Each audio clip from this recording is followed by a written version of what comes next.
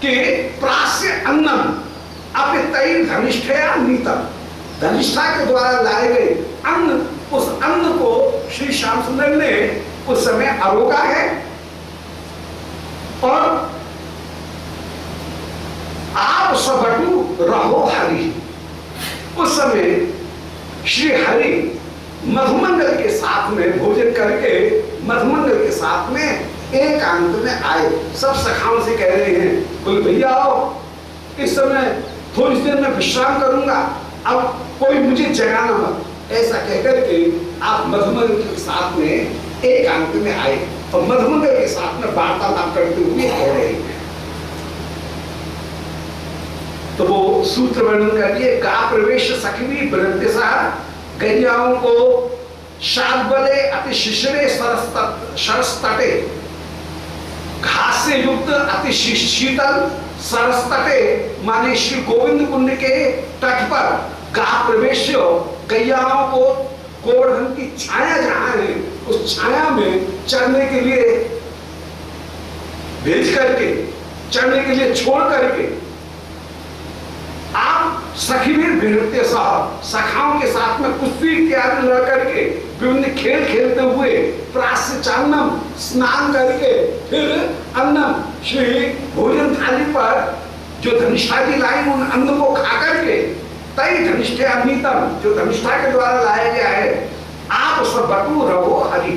वे हरि मधुमंगल के पास में एकांत में आए। तत्व वीक्ष मुक्तास तासुतम प्रा, एकांत में मुदितासु तासु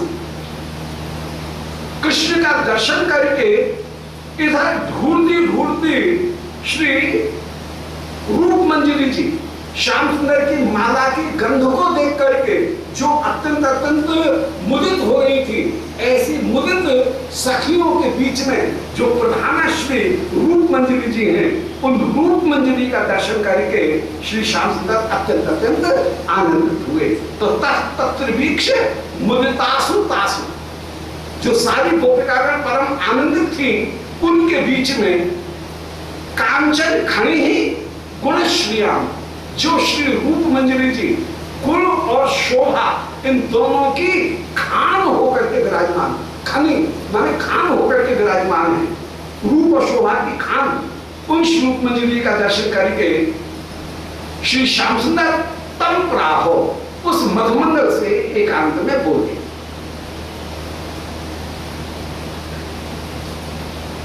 तो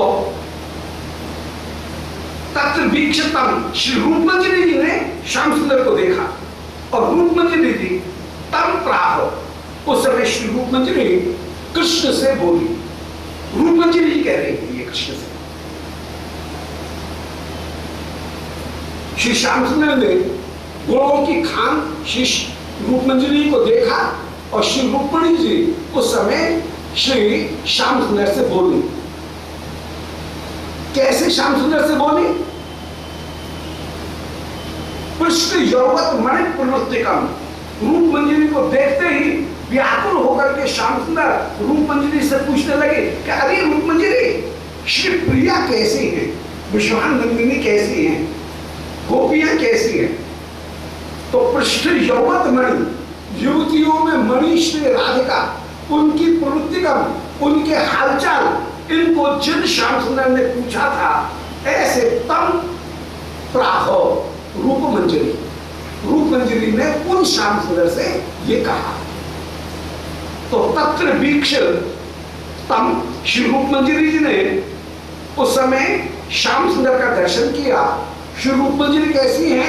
मुदितासु तासु कांचन खनी, जो कि प्रसन्न हुई गोपिकाओं के बीच में कोई अपूर्व रूप की खान होकर के विराजमान है, श्री की खान होकर के जो विराजमान है।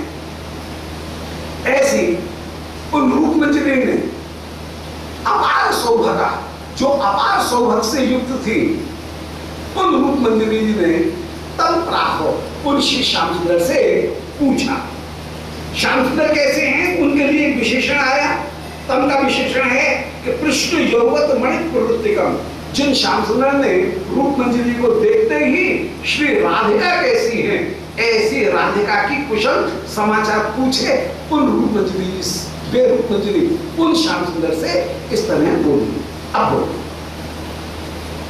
श्याम सुंदर ने रूप मंजरी को देखा, एकदम आनंदित हुए। श्री रूप मंजरी जी रूप गुण की खान है। श्याम सुंदर से रूप मंजरी ने उस समय कहा, श्याम सुंदर कैसे हैं? बोले रूप मंजरी को देख करके पहले किशोरी जी की कुशल पूछ रहे हैं। और श्री रूप मंजरी जी ने उस समय प्रिया की कुशल समाचार इन सबों को कहा। और फिर प्रिया के ललता ने जो संदेश दिया है, उस ललता के संदेश को रूप मंजरी यहाँ दूती बन करके श्याम सुंदर के सामने निरूपण कर रहे हैं। अब रूप मंजरी जी के वचन बड़े सुंदर। रूप मंजरी क्या कहती हैं कि नागरेंद्र भवता यदा पदा लिंगिता विपिन भूर दधे श्रियम। आप तो हे नागरेंद्र जहां वन में पधारे, नागरेंद्र माने रस की पद्धति में जो परम चतुर है उसका नाम है नागरेंद्र। नागर उसको कहेंगे हृदय में सोए हुए रस को जो उन्नत करके उसका आस्वादन करे, उसका नाम है नागर। ये नागरी नागर, इसका तात्पर्य है कि प्रिया के हृदय में सोने वाले भाव को जगा करके जगाए। और नागरी कहने का तात्पर्य है श्याम सुंदर के हृदय में जो भाव सो रहा है उसको जो जगाए। तो जो दोनों के हृदय के भाव को जगाने में समर्थ हो उसका नाम है नागर, नागर। तो हे नागरेंद्र, मेरी सखी श्री राधिका के हृदय में भाव को जगाने वाले आप ही होकर के विराजमान हो। भवता यदा पदा लिंगिता विपिन भू, आपने अपने चरण से वृंदावन की भूमि का जब आलिंगन किया, अर्थात आपने अपने चरणों का विन्यास इस वन भूमि में जब से किया है, आहा वृंदावन की भूमि दधे श्रियम, अपूर्व शोभा से युक्त हो गई। पहले वृंदावन की भूमि की वंदना कर दी और फिर अपनी बात कह रही। वृंदावन की भूमि की जब महिमा इतनी बढ़ी तो स्पर्धेव तब गोष्ठ भूतदा, श्री गोष्ठी की जो भूमि थी माने नगर के, आप तो आगे वन में, परंतु जो नगर की जो भूमि थी वो नगर की भूमि वो व्याकुल हो गई कि श्याम सुंदर तो चले गए हैं वन में, वन की भूमि की तो बड़ी शोभा हो गई। परंतु स्पर्धेव तब गोष्ठ भूतदा, आपकी गोष्ठी की जो भूमि थी, नगर की जो भूमि थी, वो लिंग आलिंग्यते स्व सुषमा दनाने, वो अपनी सुषमा को दनाने मैंने दान करने की इच्छा से तया आलिंग्यते, मेरी सखी श्री राधिका के द्वारा उस भूमि का आलिंगन किया जा रहा है। कहने का तात्पर्य क्या है? कहने का तात्पर्य है आप जैसे ही यहां पर आए वैसे ही मेरी सखी गोष्ठ में मूर्छित होकर के धम गिर गए। अच्छा, एक कवि की भाषा है, वर्णन करने की पद्धति है कि आप तो यहां पर आए परंतु आपके आने से वृंदावन की भूमि तो परम सुंदरता से युक्त हो गई, परंतु गोष्ठी की भूमि शोभा से युक्त थी नहीं, उसकी शोभा समाप्त हो गई। आप जब तक गोष्ठ में विराजमान थे तब तक गोष्ठी की भूमि बड़ी सुशोभित थी, परंतु आप आ गए यहाँ पर तो गोष्ठी की भूमि की शोभा समाप्त हो गई।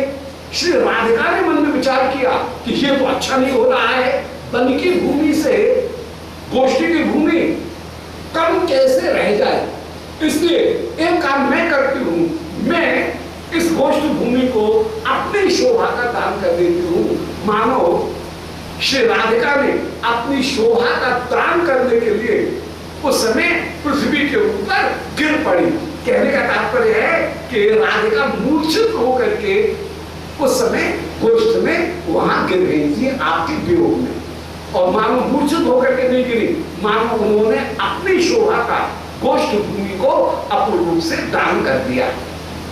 तो ये वक्रोक्ति वैशिष्ट भंगी भणिति, जहां पर किसी सरल सी बात को विशिष्टता के साथ में प्रस्तुत किया जाए, उसका नाम है वक्रोक्ति। और उस वक्रोक्ति काव्य जीवितम, कुछ विद्वान हैं जो ये कहते हैं कि वक्रोक्ति ही काव्य का जीवन है। वर्णन करने की जो विचित्र शैली है, अद्भुत शैली, वो ही अपूर्ण रूप से काव्य का जीवन होकर के विराजमान, उसी शैली को अपनाते हुए श्री रूप मंजरी जी कह रही हैं कि आप यहाँ आए, वृंदावन की भूमि तो बहुत बढ़ गई, परंतु वृंदावन की भूमि को देख करके जो गोष्ठी की भूमि थी वो बड़ी फीकी हो रही थी, वो दुखी हो रही थी। उसने श्री राधिका का जब आश्रय ग्रहण किया तो राधिका बोली, बोले तू घबरा मत, ऐसा विचार करके राधिका ने मानो अपनी शोभा गोष्ठी की भूमि को प्रदान की। अर्थात मूर्छित होकर के जैसे ही वे गिरी, उस समय हाहाकार मच गया। शोभा नहीं गिरी तो थी शोभा लेने के लिए, तो वृंदावन की शोभा तो बढ़ गई, परंतु हम सब सखीगण हाहाकार में डूब गए हैं। पंक्ति देख रहे हैं कि नागरेंद्र भवता यदा पदालिंगता, आपके चरण के द्वारा विन भू, जब वृंदावन की भूमि को पदा आलिंगता, चरण के द्वारा आलिंगन किया गया, उस समय दधे श्रियम, वृंदावन की भूमि शोभा धारण करके विराजमान हुई। परंतु स्पर्धया, वन भूमि से प्रतिद्वंदिता करते हुए जब गोष्ठी की भूमि व्याकुल हो रही थी, तब श्री राधिका ने तया आलिंग्यते, उस वृंदावन की भूमि का नहीं, उस गोष्ठी की भूमि का आलिंगन कर लिया।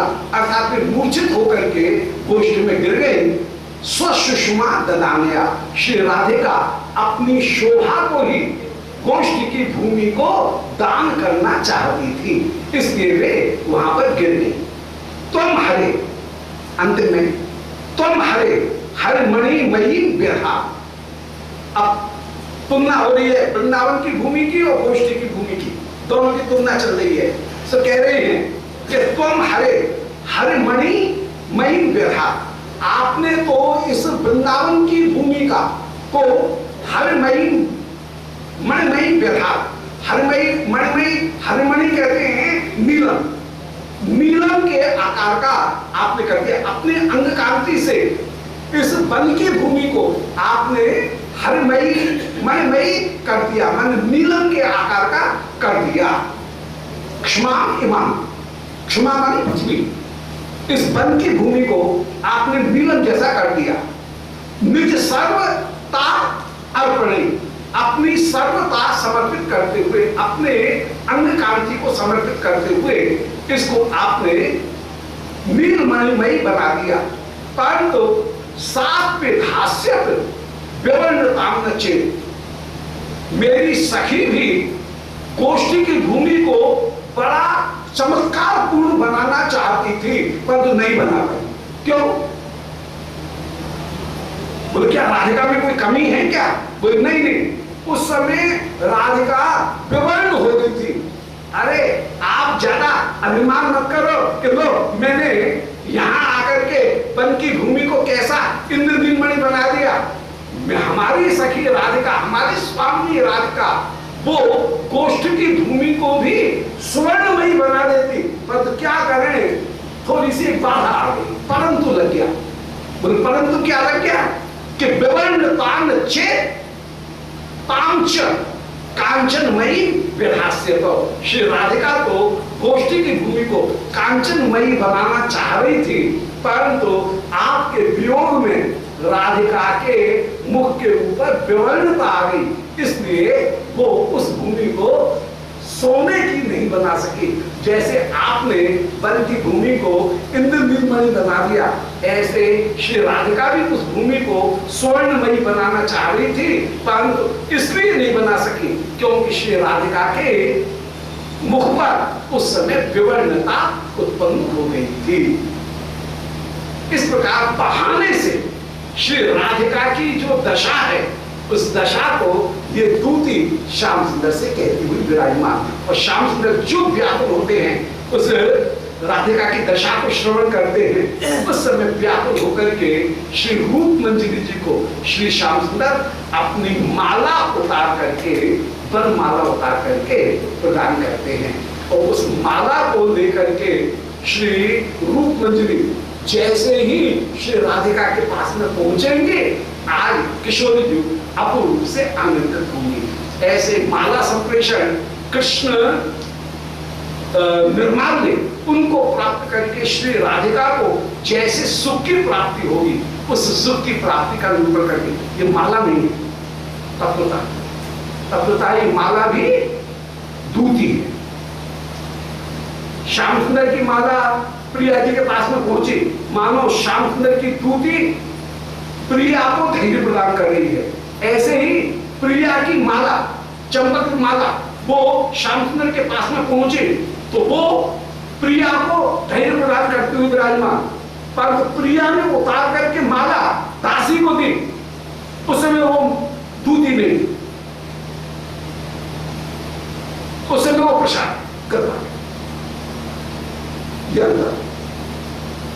प्रियालाल के पास में जब माला का विनिमय हो रहा है, उस समय है वो दूती सखी है, परंतु वो माला जब मंजरी को प्राप्त हो रही है, दासी को प्राप्त हो रही है, उस समय वो कहीं दूती होकर के नहीं है, बल्कि वह सखी होकर के वो माला प्रसाद होकर के, कृपा होकर के विराजमान, उस समय वो कृपा रूप हो। तो एक ही वस्तु अनेक अनेक रूपों को धारण करके विराजमान हो सकती है। तो यहाँ पर माला के द्वारा जो दौड़ते हैं उसका अनुसार क्या क्या बोलो वृंदावन बिहारी लाल की, गोविंद जय जय गोपाल जय।